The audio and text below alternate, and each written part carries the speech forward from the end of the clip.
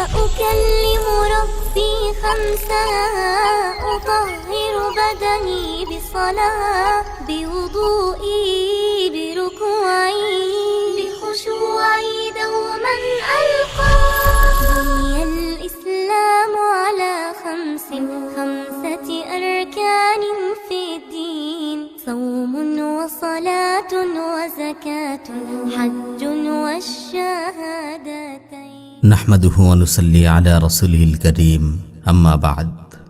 সম্মানিত উপস্থিতি, মুসলিম শরীফে বর্ণিত একটি হাদিসে কুদসিতে এসেছে, আল্লাহ তাআলা বলেন, আমার এবং আমার বান্দার মাঝে আমি সালাতকে অর্ধেক অর্ধেক ভাগ করে নিয়েছি, আর আমার বান্দা যা চায় সে তাই পাবে।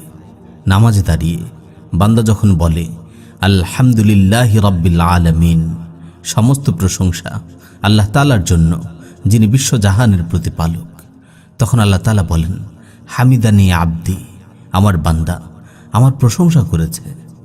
বান্দা যখন বলে আর রহমানির রাহিম, যিনি পরম করুণাময় ও অসীম দয়ালু, তখন আল্লাহ তাআলা বলেন, আসনা আলাইয়া আব্দি, আমার বান্দা আমার গুণগান বর্ণনা করেছে।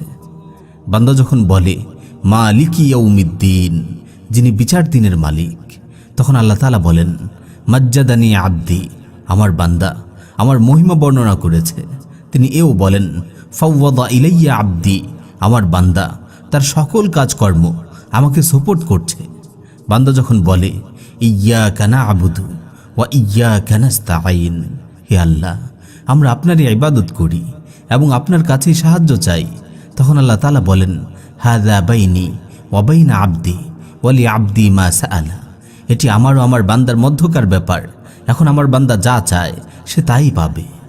বান্দা যখন বলে ইহদিনাস সিরাতাল মুস্তাকিম, হে আল্লাহ আমাদের সরল সঠিক পথ প্রদর্শন করুন, সিরাতাল্লাযীনা আন'আমতা আলাইহিম গায়রিল মাগযুবি আলাইহিম ওয়ালাদ-দাল্লিন, সেই সমস্ত লোকের পথ যাদেরকে আপনি নিয়ামত দান করেছেন, তাদের পথ নয় যাদের প্রতি আপনার গজব নাজিল হয়েছে এবং যারা পথভ্রষ্ট হয়েছে।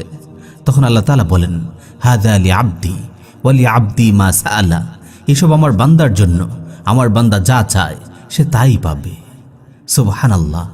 বান্দা যখন সালাতের জন্য দাঁড়ায় তখন সে মূলত আল্লাহর সঙ্গে কথোপকথন করে।